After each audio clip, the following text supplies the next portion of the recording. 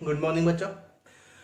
तो हम covalent bond start कर रहे थे, उससे पहले थोड़ा सा बेसिक आइडिया मुझे समझाना पड़ेगा, क्योंकि कोवलेंट बॉन्ड में हमें देखना है कि कोवलेंटली बॉन्डेड जो मॉलिक्यूल होते हैं, मतलब कोवलेंट कंपाउंड जो होते हैं, उसमें मेन हमें क्या पढ़ना होता है, उनकी स्ट्रक्चर और शेप अरेंजमेंट, सॉरी, ये इसकी स्ट्रक्चर जो है वो हमें देखना पड़ता है। ठीक है, तो उसको देखने के लिए कई थ्योरी दी गई है। उन थ्योरी में सबसे पहले हम लुईस ऑक्टेट रूल से स्टार्ट करते हैं, लेकिन मैंने आपको लुईस ऑक्टेट रूल पढ़ा रखा है। सेकंड, उसके बाद हम वीबीटी पढ़ेंगे, उसके बाद हाइब्रिडाइजेशन का कॉन्सेप्ट देखेंगे, वीएसईपीआरटी देखेंगे, एमओटी का कॉन्सेप्ट देखेंगे, ठीक है, एडवांस एमओटी देखेंगे, ठीक है। उसके बाद उसके अंदर और भी बॉन्ड लेंथ वगैरह जो बॉन्ड पैरामीटर होते हैं, ये सब हम देखते हैं। तो ये सब सीखने से पहले एक बेसिक आइडिया होना चाहिए कि इलेक्ट्रॉनिक कॉन्फ़िगरेशन कैसे फिल किया जाता है, या एटम क्या होता है। ठीक है, तो हम क्या देखते हैं, एटम जो होता है, एटम जो आप जानते हो क्या होता है। मैं सीधी सादी लैंग्वेज में बिल्कुल बोलूं तो हम क्या कह सकते हैं कि एक ऐसा पार्ट जिसको मैं फर्दर डिवाइड नहीं कर सकता। ठीक है, डेल्टन का ये थ्योरी थी कि एटम जो होता है वो फर्दर डिविजिबल नहीं होता है, लेकिन उसके बाद भी कई ऐसे इनके जो पोस्टुलेट है उनको गलत साबित किया गया। एटम के भी हम पार्ट देखते हैं, एटम को हम पार्ट में डिवाइड कर सकते हैं, इलेक्ट्रॉन, प्रोटॉन और न्यूट्रॉन के अंदर। तो हमें ये पता है कि एटम जो होता है मेनली वो 3 पार्ट से बना होता है। ठीक है, कौन कौन सा, एक तो इलेक्ट्रॉन, एक हमारे पास होता है प्रोटॉन, और एक होता है हमारे पास न्यूट्रॉन। ये 3 तो इसके फंडामेंटल पार्टिकल है। ठीक है, एटम के 3 फंडामेंटल पार्टिकल है। तो हम क्या जानते हैं कि प्रोटॉन पर तो कौन सा चार्ज होता है, पॉजिटिव चार्ज होता है। ठीक है, और इलेक्ट्रॉन पे कौन सा चार्ज होता है, नेगेटिव चार्ज होता है। और न्यूट्रॉन जो होता है वो क्या होता है, चार्जलेस होता है, न्यूट्रल होता है। ठीक है, ये तो हम जानते हैं इस चीज को। और हम ये भी जानते हैं कि प्रोटॉन और न्यूट्रॉन जो होता है वो इसके सेंटर में प्रेजेंट होता है। ठीक है, प्रोटॉन और न्यूट्रॉन जो होता है वो इसके सेंटर में प्रेजेंट होता है, जिसको हम क्या बोलते हैं, न्यूक्लियस। क्या बोलते हैं इसको, न्यूक्लियस। और इलेक्ट्रॉन जो प्रेजेंट होते हैं वो शेल्स में होते हैं। कहां पर प्रेजेंट होते हैं, शेल्स में।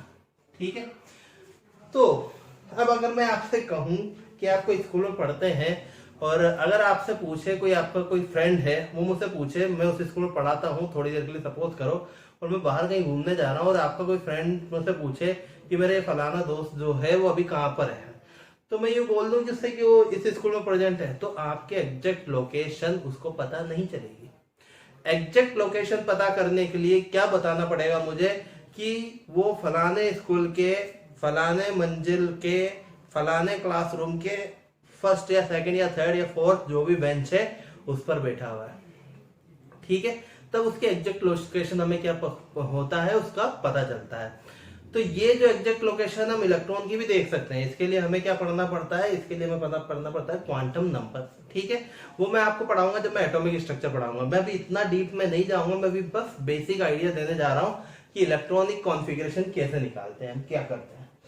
तो हम क्या देखते हैं कि जो इलेक्ट्रॉन है, ये इलेक्ट्रॉन कहां पर प्रेजेंट होते हैं, हमारे शेल्स में प्रेजेंट होते हैं। शेल्स को हम डिवाइड कर सकते हैं किसमें, सब शेल में, और सब शेल को भी हम डिवाइड कर सकते हैं किसमें, ऑर्बिटल्स में। ठीक है, हमारे पास जो कौन कौन से होते हैं, एस, पी, डी और एफ, ये हमारे सब शेल होते हैं। ठीक है, अब देखो, इसको हम ऑर्बिटल में भी डिवाइड कर सकते हैं। कैसे, कि जो हमारे ऑर्बिटल्स होते हैं, एस में कितने ऑर्बिटल हो सकते हैं, हमारा एस में सिर्फ एक ही ऑर्बिटल होता है, एस। पी के अंदर 3 ऑर्बिटल होते हैं, पी एक्स, पी वाई और पी जेड। और किसी भी ऑर्बिटल में मैक्सिमम इलेक्ट्रॉन जो होते हैं वो कितने होते हैं, 2। तो यहाँ पे भी 2, यहाँ पे भी 2 और यहाँ पे भी 2, एस में भी 2। तो चूंकि एस जो है वो सिर्फ एक ही ऑर्बिटल में होता है, तो पूरा एस सबशेल के अंदर भी कितना इलेक्ट्रॉन एंटर कर सकता है, ओनली 2। जबकि पी सबशेल जो है वो P X, P Y, P Z 3 orbitals में डिवाइड होते हैं। ठीक है, पी सबशेल के अंदर 3 ऑर्बिटल्स होते हैं, पी एक्स, पी वाई और पी जेड, और एक ऑर्बिटल के अंदर 2 इलेक्ट्रॉन होते हैं, तो तीनों के अंदर कितने हो जाएंगे, 6। तो p सब शेल के अंदर कितने इलेक्ट्रॉन एंटर कर सकते हैं? 6। d को हम 5 ऑर्बिटल में ब्रेक कर सकते हैं, डिवाइड कर सकते हैं, dxy dyz dzx dx² y² और dz²। ठीक है, तो एक ऑर्बिटल में 2 इलेक्ट्रॉन जाएंगे तो 5 ऑर्बिटल में कितने इलेक्ट्रॉन जाएंगे? 10। ठीक है, मतलब d सब शेल में टोटल 10 इलेक्ट्रॉन एंटर करते हैं और f सब शेल में 14 इलेक्ट्रॉन एंटर करते हैं। ठीक है, अब देखो ये इलेक्ट्रॉन एंटर तो कर गए, पर अब इनका अरेंजमेंट कैसे होगा किसी भी इलेक्ट्रॉन का?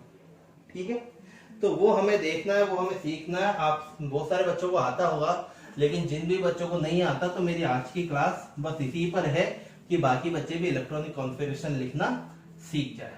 ठीक है, तो देखो सबसे पहले हम एक रूल देखते हैं n+l का रूल।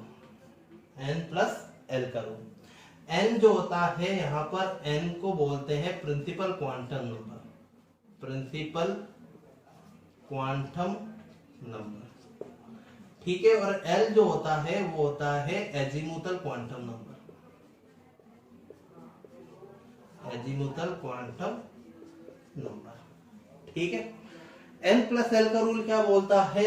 n+l का रूल बोलता है कि उस एनर्जी लेवल की एनर्जी लो होती है जिसमें n+l की वैल्यू क्या हो? कम हो। ठीक है, देखो कैसे देखते हैं। मैं मानता हूं कि मेरे पास फर्स्ट शेल है 1s। ठीक है, अब 1s के लिए मैं n+l की वैल्यू निकालूंगा, तो हम क्या देख रहे हैं? n जो है वो तो सामने दिख रहा है 1, और s जो होता है l की वैल्यू कैसे निकाल सकते हैं हम? s के लिए l की वैल्यू होती है कितनी? s के लिए l की वैल्यू होती है 0, p के लिए l की वैल्यू होती है 1, d के लिए l की वैल्यू होती है 2 और f के लिए l की वैल्यू होती है कितनी? 3। ठीक है, चलो तो देखो यहाँ पे n+l की वैल्यू कितनी आएगी? n की वैल्यू कितनी है? 1 और s की वैल्यू कितनी है? 0। 1 + 0 1। ठीक है, चलो उसके बाद देखते हैं 1s के बाद कौन आता है? सेकंड, ये तो फर्स्ट शेल है और फर्स्ट शेल में सिर्फ और सिर्फ क्या होता है? s सब शेल ही प्रेजेंट होगा। सेकंड शेल में कौन कौन प्रेजेंट होंगे? 2s और 2p। ठीक है, तो देखो 2s और 2p प्रेजेंट है, तो अब इसके लिए अच्छा इसमें 2d तो प्रेजेंट होगा नहीं। आपको मैं एटॉमिक स्ट्रक्चर में इसको बहुत डिटेल में सिखाऊंगा, पर अभी मैं बस बेसिक सिखा देता हूं कि इलेक्ट्रॉनिक कॉन्फ़िगरेशन कैसे फिल करते हैं, ताकि हम वीबीटी थ्योरी को कर सके थोड़ा बहुत। ठीक है, तो 2s के लिए n+l की वैल्यू क्या होगी? 2, n की वैल्यू कितनी है? 2 और s की वैल्यू 0, तो 2 + 0 2। अच्छा 2p के लिए कितना होगा? n की वैल्यू वही 2 और p l की वैल्यू p के लिए कितनी होती है? 1, तो 2 + 1 कितना हो जाएगा? 3। ठीक है, थर्ड शेल में चलते हैं। ये 3, यहाँ पे भी 3 और यहाँ पे भी 3, तो 3s 3p और 3d। चलो इसके लिए n+l की वैल्यू बताओ कितनी होगी? 3 + 0 तो कितना हो जाएगा? 3। 3 + l की वैल्यू p के लिए कितनी है? 1, तो कितना हो जाएगा? 4 और 3 + d की वैल्यू कितनी है? 2 5। चलो फोर्थ शेल में चलते हैं। 4s 4p 4d और 4s। इसी तरह 5s 5p 5d और 5s। ठीक है, तो 4s के लिए वैल्यू 4 + 0 4, 4p के लिए 4 + 1 5, 4d के लिए 4 + 2 6 और 4s के लिए 4 + 3 7। चलो इधर देखो 5 + 0 5, 5p के लिए 5, n की वैल्यू 5, p की वैल्यू 1, तो 5 + 1 6, इधर 5 + 2 7 और 5 + 3 कितना हो जाएगा? इसकी वैल्यू 3 है, तो 5 + 3 8। क्लियर? तो ये इनके एनर्जी लेवल होता है। ठीक है, आती है बात समझ में? तो हम ऊपर से नीचे की तरफ जाते हैं। ठीक है, तो यहाँ पर देखो सबसे मिनिमम एनर्जी किसकी होगी? 1s की। जैसे जैसे एनर्जी का ऑर्डर जो है नीचे की तरफ क्या होता जाएगा? इंक्रीज होता जाएगा। न्यूक्लियस से जैसे जैसे डिस्टेंस बढ़ती जाएगी एनर्जी भी क्या होती जाएगी? बढ़ती जाएगी। ठीक है, चलो तो देखो सबसे पहले इलेक्ट्रॉन कहां पे एंटर करेगा? जिसमें n+l की वैल्यू सबसे कम हो। तो n प्लस एल की वैल्यू सबसे कम कौन सी है? देखो ये 1 2 3, कहीं और 1 है क्या? नहीं, n प्लस एल की वैल्यू सबसे कम किसमें है? 1s में। तो सबसे पहला इलेक्ट्रॉन कहाँ जाएगा? 1s में। ठीक है। अच्छा, आप ये भी समझते होंगे कि s में कितने इलेक्ट्रॉन जाते हैं? s सब शेल में कितने इलेक्ट्रॉन जा सकते हैं? s सब शेल में सिर्फ एक s ऑर्बिटल ही है, और किसी भी ऑर्बिटल में मैक्सिमम इलेक्ट्रॉन कितने होते हैं? 2। तो s सब शेल में भी कितने इलेक्ट्रॉन जाएंगे? 2। पहले बताया था थोड़ी देर पहले। तो यहाँ पे आप कितने इलेक्ट्रॉन एंटर कर सकते हो? 2 इलेक्ट्रॉन को एंटर करवा सकते हो। ठीक है, चलो मैं साथ के साथ एग्जाम्पल भी देता जाता हूं। जैसे हमारा हाइड्रोजन, एटॉमिक नंबर 1 है, इलेक्ट्रॉन कितने हैं? 1। तो पहला इलेक्ट्रॉन, एक ही इलेक्ट्रॉन है, उस एक इलेक्ट्रॉन को फिल करना, तो किसके अंदर जाएगा वो? 1s के अंदर। तो 1s के अंदर एक इलेक्ट्रॉन एंटर करता है, तो मैं उसको क्या लिखूंगा? एक ही इलेक्ट्रॉन है तो 1s1। या फिर मैं इसको ऑर्बिटल व्यू में कैसे बता सकता हूं? ये 1s है और इसके अंदर एक इलेक्ट्रॉन। ठीक है, हाफ एरो से शो किया जाता है। आपको क्या करना है? एक ब्लॉक बनाना है, उसके अंदर हाफ एरो से एक इलेक्ट्रॉन को क्या करोगे? शो करवाओगे। तो ये एक इलेक्ट्रॉन मैंने यहाँ पे एंटर कर दिया। ठीक है, इसका मतलब क्या होता है? ये एक इलेक्ट्रॉन क्लॉकवाइज या एंटी क्लॉकवाइज डायरेक्शन में क्या कर रहा है? मूव कर रहा है। चलो नेक्स्ट हमारा कौन है? हीलियम। एटॉमिक नंबर कितना है इसका? 2।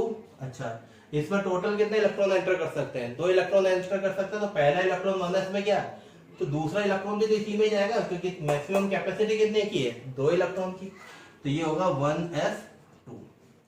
ठीक है, तो यहां पर आप इसी 1s में एक और इलेक्ट्रॉन एंटर करोगे। पहला इलेक्ट्रॉन तो ये था। अब देखो, अगर दूसरा इलेक्ट्रॉन आप एंटर करते हो, पहला इलेक्ट्रॉन अगर ऐसा घूम रहा है क्लॉकवाइज डायरेक्शन में, तो दूसरा भी क्लॉकवाइज डायरेक्शन में घूमेगा क्या? नहीं घूमेगा, क्योंकि दोनों ही इलेक्ट्रॉन पे चार्ज तो सेम है। अगर ये पूरे टाइम ही साथ साथ ही घूमते रहे, तो पूरे टाइम एक दूसरे को क्या करेंगे? रिपेल। तो ये क्या करते हैं? एक अगर क्लॉकवाइज डायरेक्शन में मूव करता है, तो दूसरा एंटी क्लॉकवाइज डायरेक्शन में मूव करेगा, ताकि रिपल्शन को क्या किया जा सके? मिनिमाइज किया जा सके, और वो एक दूसरे से उनका आमना सामना मिनिमम हो। ठीक है, तो एक इलेक्ट्रॉन जब क्लॉकवाइज था, तो दूसरा इलेक्ट्रॉन आपको कैसे फिल करना है? नीचे, अप डाउनवर्ड डायरेक्शन में। मतलब एक अपवर्ड डायरेक्शन में, तो दूसरा एरो जो है हाफ एरो डाउनवर्ड डायरेक्शन होना चाहिए। क्लियर है? कर सकते हो इसको। चलो इसके बाद देखो, बात करता हूं मैं किसकी? लिथियम की। Atomic number 3। टोटल कितने इलेक्ट्रॉन है? 3। चलो पहले इलेक्ट्रॉन तो वही 1s में जाना है, सेकेंड इलेक्ट्रॉन भी इसी में जाना है, क्योंकि दो कैपेसिटी 2 इलेक्ट्रॉन की है। तो ये 1s2 तो ऐसा का ऐसे रहेगा, कोई चेंज ही नहीं करना।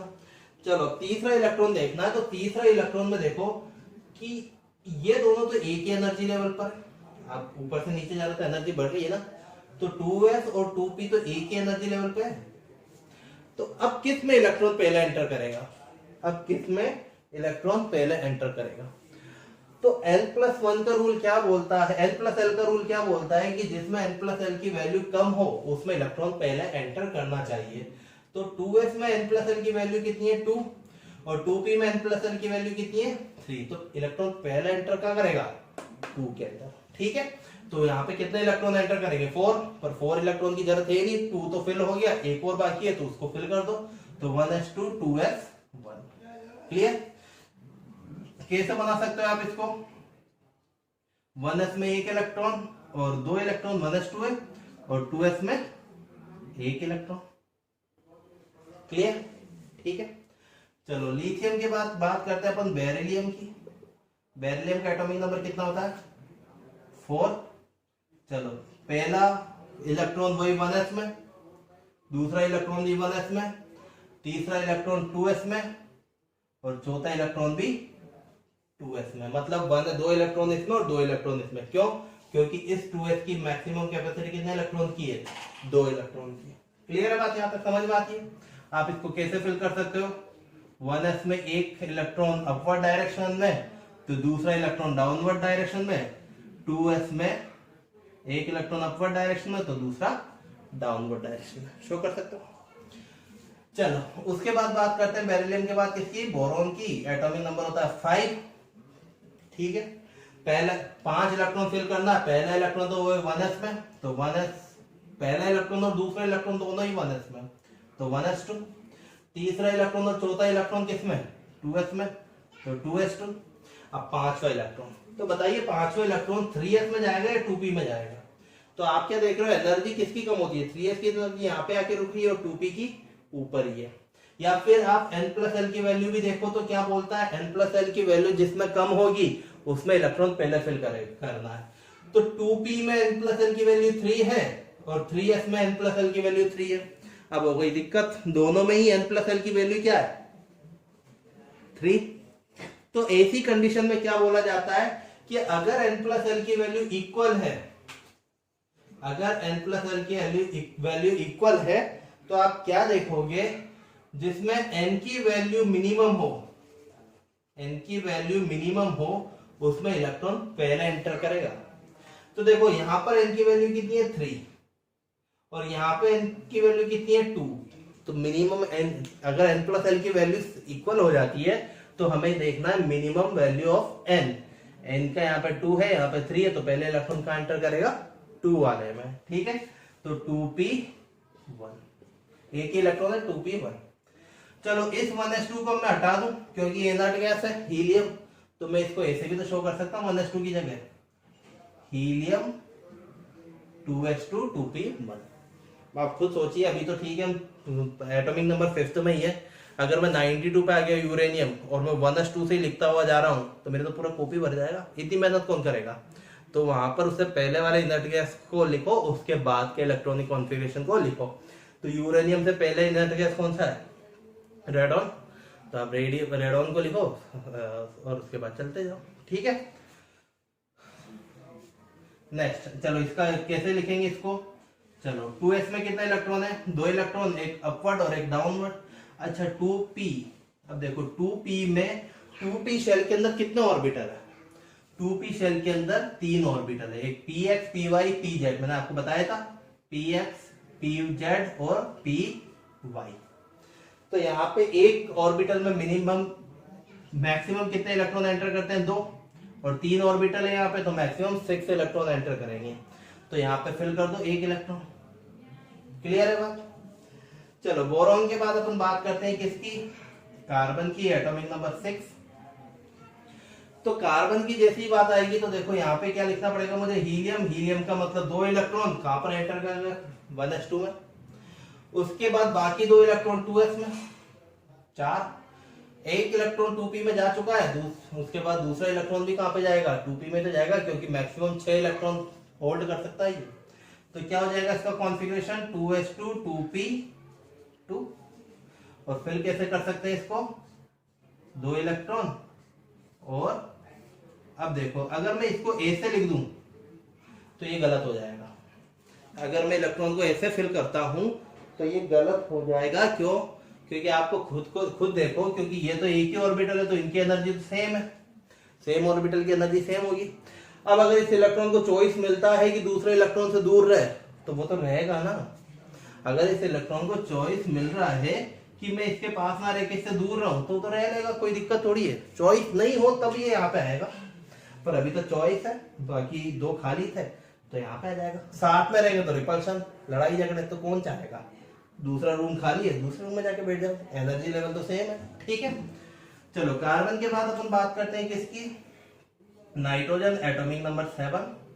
क्या बोलूंगा इसमें, हीलियम 2s2 2p3, और कैसे फिल कर सकता हूं, ये 2 इलेक्ट्रॉन और ये 1 2 और ये 3 इलेक्ट्रॉन। क्लियर है बात यहाँ तक, क्लियर।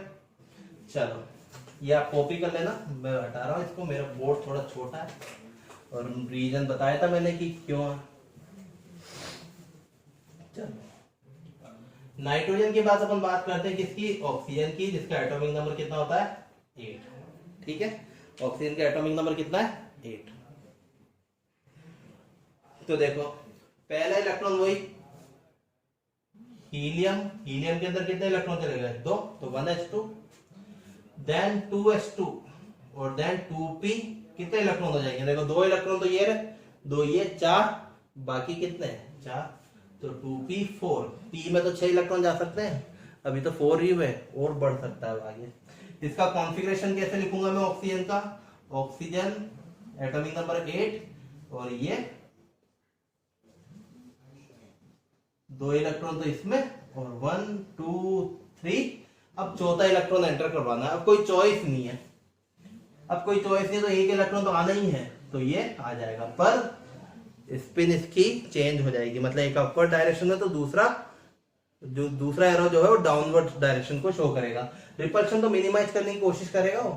अब उसकी मजबूरी थी कि इस ऑर्बिटल में आना है तो आ गया, पर रिपल्शन को मिनिमाइज करने के लिए कुछ तो करेगा, ठीक है। तो वो अपने साइन को चेंज करेगा डाउनवर्ड डायरेक्शन, ठीक है।